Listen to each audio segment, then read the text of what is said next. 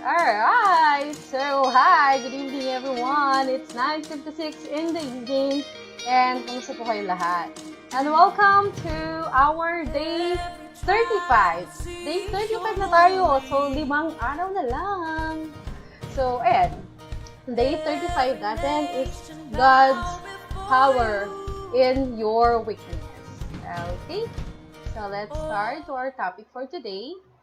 Ayan. So, grabe. God's power in our weakness. So, why God love to use weak people? So, gusto ba niya na pagtawanan lang tayo? Gusto ba niya na pagtawanan yung mga tao na ginagamit niya kasi weak sila?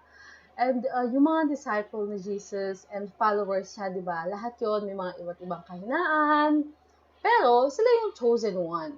And even us, lahat tayo may kanya-kanyang kahinaan na minsan ayaw naman natin aminin sa sarili natin o sa ibang tao. Kasi syempre, nahihiya tayo. Tinatago natin yon, mga weaknesses natin, di-defend natin or dinideny natin. Syempre kasi ayaw natin na malaman ng iba yung mga weakness natin kasi, alam mo yun, nakakahiya. At syempre, baka gamitin yun ng mga kalaban natin, ganyan, gamitin ng mga kaaway natin. Pero, iba ang pananaw ni God sa mga kahinaan natin.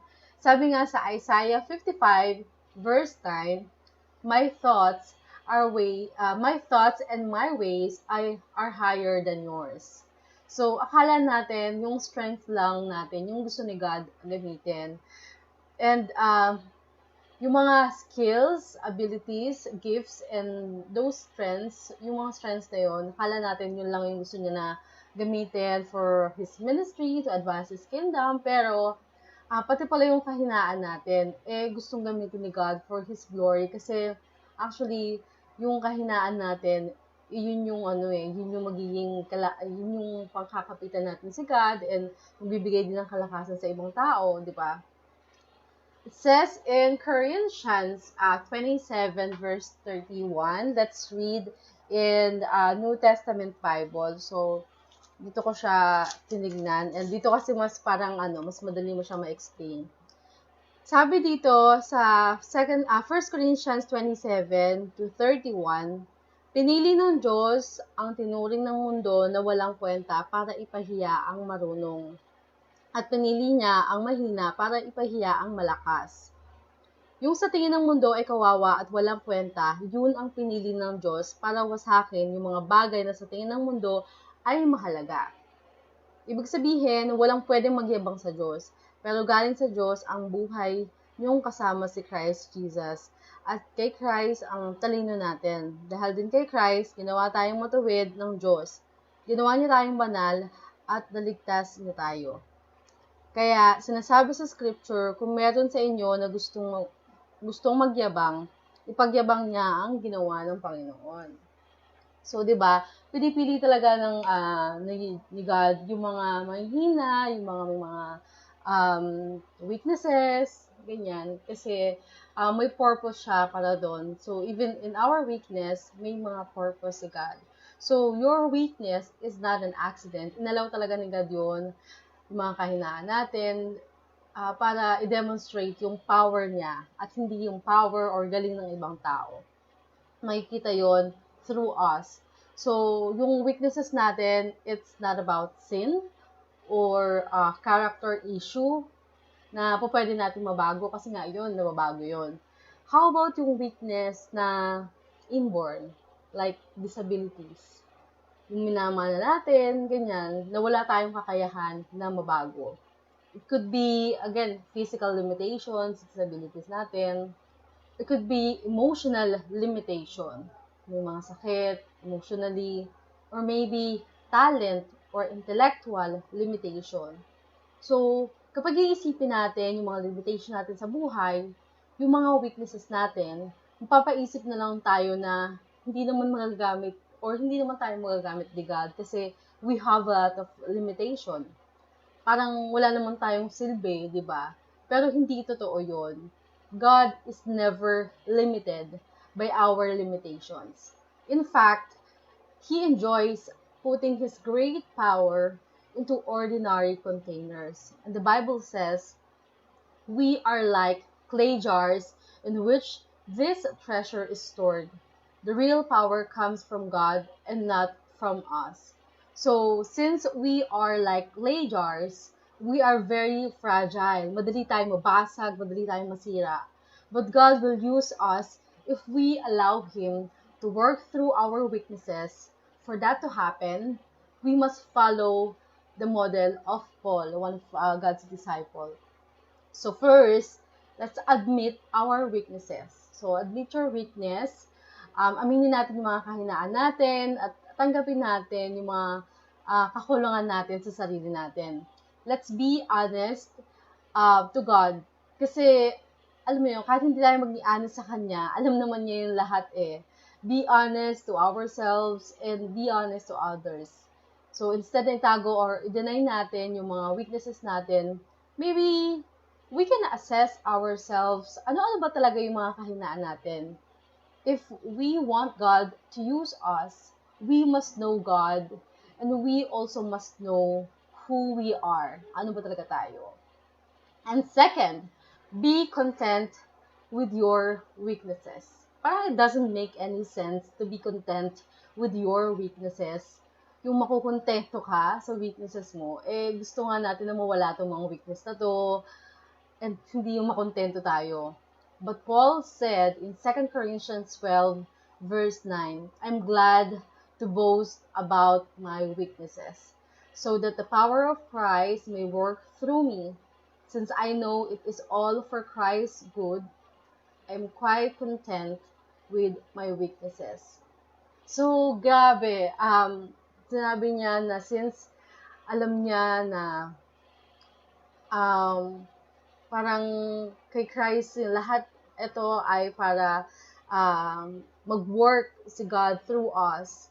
So, contentment na sinabi niya dito, it's actually an expression of faith in goodness of God, regardless if we have blessing or we are in the, we have problems or we're in a difficult situation, but we are contented kasi we are expressing our faith to God. So, our weakness also prevent arrogance. So, alam mo yun, kapag ina-admit natin na may mga kahinaan tayo, na meron tayong mga hindi kayang gawin, hindi nagmamanifest sa atin yung kayabangan eh. Kasi syempre, alam natin, wala naman tayong may pagmamayabang, di ba?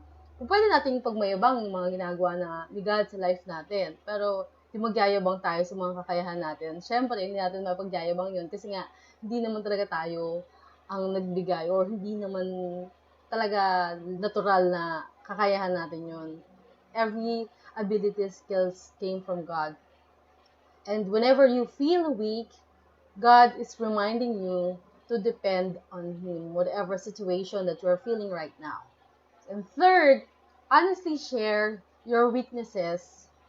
And mystery begins with vulnerability. So the more you let down your guard, take off your mask, and share your struggle, the more God will be able to use you in serving others. So, andito yung pagiging humble natin, yung humility, yung pakababa tayo na, alam ko mahirap, it's really difficult to share our weaknesses to others or open up our life to them kasi, yun nga, baka magamit nila yun, against us, yung mga kahinaan natin para matalo tayo nila or ma-take advantage tayo. Pero the benefit naman na makukuha natin are really worth the risk because God gives us grace to the humble or God gives grace to the humble. So humility is not putting yourself down or denying your strength. So rather, it is being honest about your weaknesses. So the more honest you are, the more God's grace you get. So you will also receive grace from others. Diba? Sino ba naman kasi na may gusto ng mayayabang na tao? Diba? The more na nagiging humble tayo, the more na we get closer to God. Kasi, alam niya na nagdidepend talaga tayo sa Kanya at hindi sa sarili nating mga kakayahan. Our strengths create competition. Kasi nagpapagaling niya tayo, magaling tayo sa ganyan and everything. But our weaknesses creates community. So at some point in your life, you must decide whether you want to impress people or you want to influence people. So anong gusto mo doon? Mag-impress ka ng mga tao or mag-influence ka ng mga tao? And by being honest and not pretending that we are perfect. So yun yun. So huwag tayo mag-pretend that we are all perfect, na lahat naman talaga tayo may kahinaan. And fourth, glory in your weakness. And in this topic, I want to show you a video. It's a video of a man who glory God in his weakness. Panoorin po natin.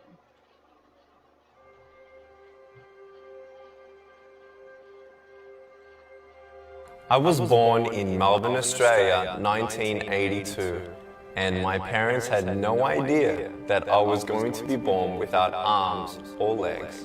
I was the only one that I ever saw without limbs. My faith in Jesus Christ was sealed after 7 years of wondering why, God, I was born this way. He answered me very clearly through John chapter 9. And I gave my life to Jesus at 15 after reading about how he came across a man who was born blind. And I'm like, hey, hold on a second. This looks interesting.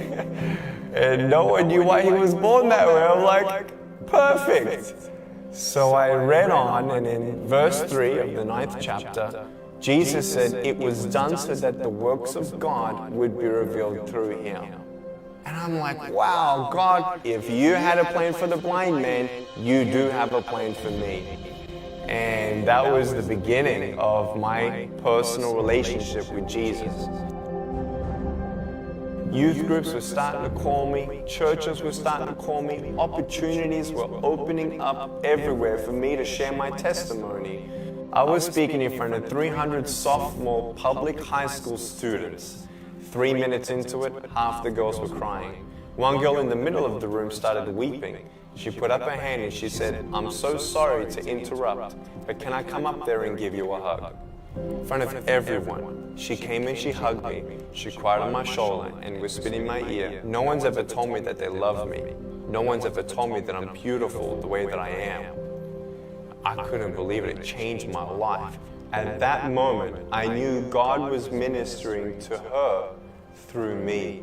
It's not by my speech or my power, it was God. And my heart was ignited with a passion.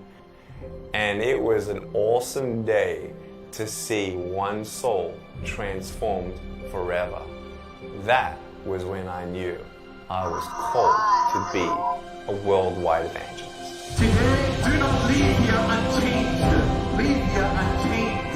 You don't know what God can do with your broken pieces until you give God your broken pieces. And I want you to know when you fall down, God's grace is sufficient. God's hand will come down and pick you up. And give you the strength to get back up. In the first 7 years of ministry, God opened up doors for me to speak 2,000 times across 44 countries on 6 continents, from university campuses, 40,000 students in China, to India, where we're talking to sex slaves, to crowds in the jungle of India, 110,000 people, down to Indonesia and all of Southeast Asia, to speaking at congresses of nations like Colombia and Costa Rica, where you see the leaders of that nation commit that country to the Lord Jesus. To Korea and speaking into the next generation about depression and suicide, and to Eastern Europe, where we did Serbia, Slovenia, and Croatia. Then doors in the Middle East. The message of hope was spread throughout the whole Arab world. That is God. And we know we've just begun. By the grace of God, we have seen face to face 500,000 souls say yes to Jesus and be plugged into a local church. As crazy as it sounds, our goal at Life Without Limbs Ministry is to preach to every single soul on the planet. 7 billion people. We believe that this goal is possible as the Holy Spirit is gathering an army and building up supporters to send us and accomplish this mission. But this all takes support. And yes, I ask for your prayers. Pray for us, pray for our board, pray for our staff and our team. But we could not do this much where we've come this far without the people who financially support us in actively sending us to complete the mission before us. We are praying by faith that the Holy Spirit speaks to you about supporting us and becoming a partner in helping us to accomplish this awesome mission ahead. God is good. And all the time. All right. My story is a story of redemption. Help us share it with the world so that others would be free.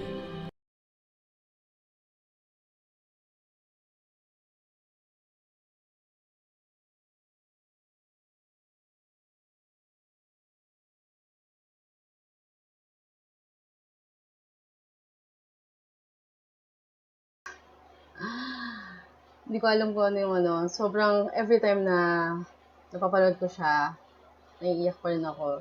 He's American-Australian Christian evangelist.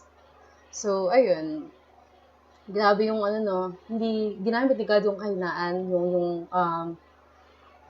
kanyang disability para mag-reach ng other people. Parang nakakahiya kasi siya nagagawa niya yung mga ganung bagay.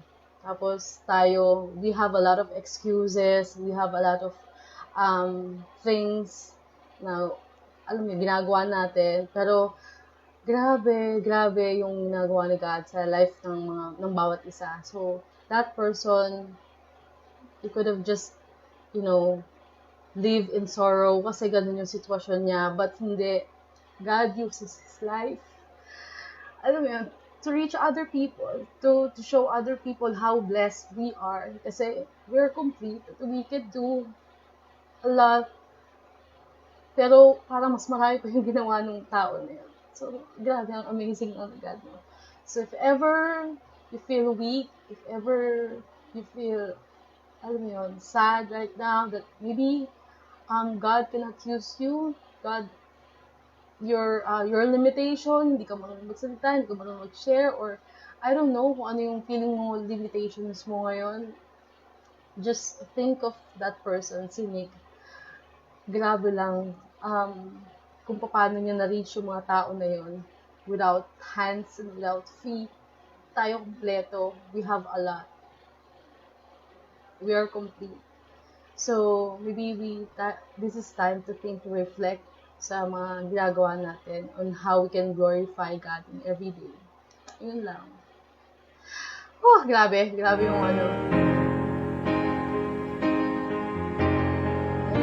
Let's pray.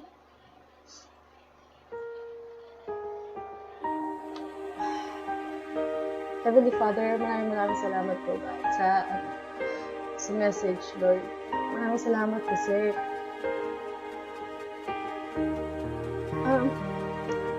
maraming salamat dahil you give us the opportunity to serve you, Lord. Na hindi lang sa mga abilities namin, sa mga skills namin, pati yung mga weakness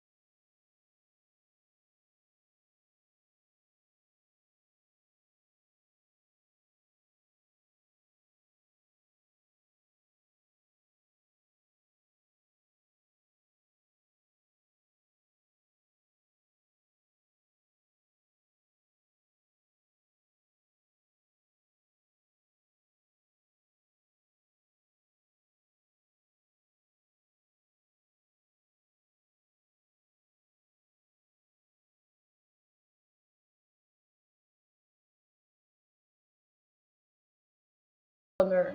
Jesus name. Amen. Grabe. Para ito yung pinaka-emotional topic ko for this whole yung devotion. So, we still have 5 more days. Sana magkita-kita pa tayo sa susunod na 5 days. Again, maraming salamat po. Ako po ulit si Joyce. See you on day 35. Day 36. Hindi pa rin ako makamove on sa video kanina. See you on day 36. Bye-bye po. Good night.